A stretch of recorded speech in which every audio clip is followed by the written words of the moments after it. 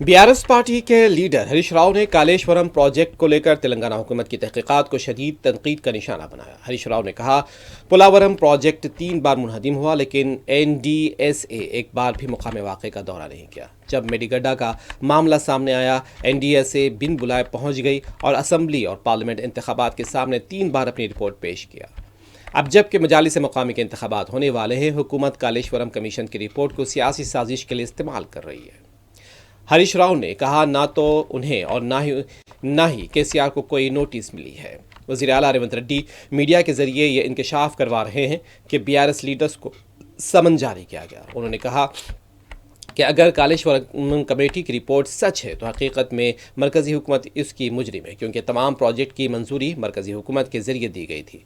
हरीश राव ने कहा कि कालेश्वरम कमीशन की 650 सफ़हात की रिपोर्ट असम्बली में पेश करें, हम उसे फाड़ देंगे।